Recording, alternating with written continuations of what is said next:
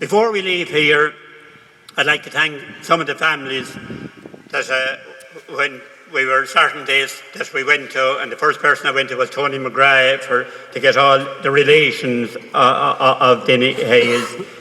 We had John Darcy, who has the graveyard here in lovely condition for us here today.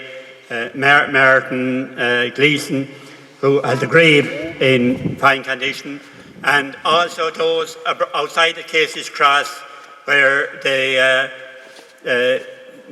done up the cross and have it in beautiful condition that will be there for another 100 years. And next Sunday morning at 10 o'clock we will go out and lay a wreath there. It will be the actual date of Denis Hayes' execution at that spot. Denis Hayes died so that the country would be free.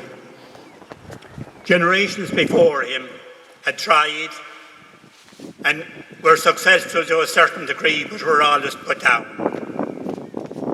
There has been a huge price paid. Today there is talk about United Ireland, and some say it'll cost how many billions or that. Billions are just money, it's only paper. If we look at the human cost, what it has cost the people of this country over the centuries. We look today at Gaza and what's happening out there, and the extermination of a people. But we can look at our own country. When Cromwell came here in the 1640s, in a few years, 41% of the population had been slaughtered. Men, women and children. The monasteries had been looted. That was the price that was paid that time. Over 600,000 Irishmen were slaughtered. When we come 200 years later, what some people class as the famine, but it was genocide. We see in Gaza now, the lorries are piled up on the border, they can't get in. But in Ireland, the food was in the country, and the British exported it back out to mainland and let the people die.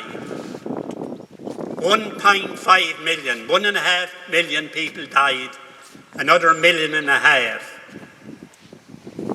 immigrated. So that's the price in real terms, in human terms. And we are here in this graveyard in Burgess, and you can nearly go to any headstone around here and there's history to it. We can trace back to 1798, when in this area of the Arra region, men were deported to Van Diemen's Land, and some were executed, summarily executed on the spot. To pay tribute to Denis Hayes, if that chance ever come and people say to you that it costs so much, you have your answer. And it's your duty, any that's here today, that we stand by Denis Hayes and claim that this is our country.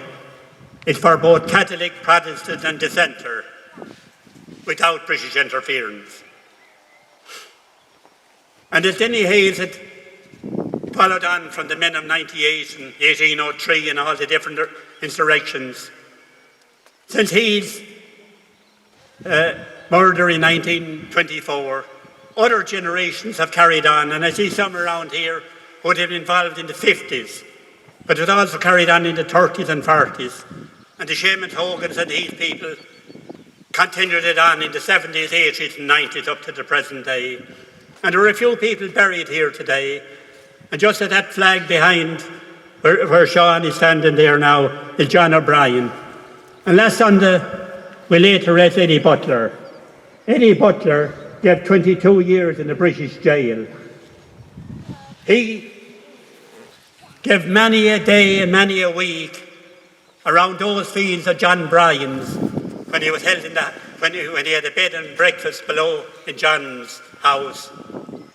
We remember the likes of Martin the Fowler, Martin O'Brien from Drummond, who was involved in the 50s, he's buried here behind us. His brother Denis and Anne Gallery, who during the 70s, when those bombs going off in Dublin and the greatest loss of life in '74, carried out by British agents.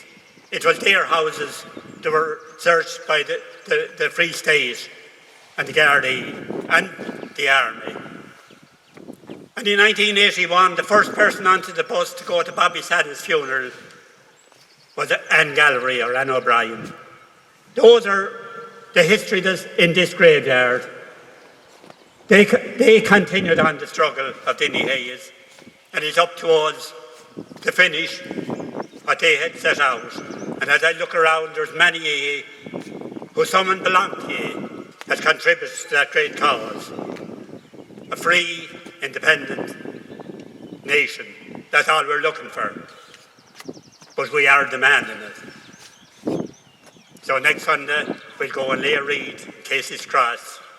And to everyone that attended here today, we're grateful to you that his name is remembered in his own locality, and so many of the local people are here with us.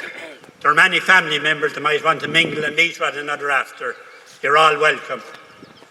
We intend someday to put up some little plaque to the men of this area of Ara. They'd be Martin Power of Hogan's Pass, Martin Barry, or Francis Power of Hogan's Pass, Martin Barry, Paddy McNamara from Ballina, as Seamus mentioned, Sheehy and Ryan, that would remember their names, and we left a bucket at the gate. If you have an old tenner to throw into it on the way out, it will help to defray expenses. So, on that, we'll leave this place here, and we'll remember Denis Hayes. Jerry will sing us a song, and then we'll have our national anthem. So, Gormahagot.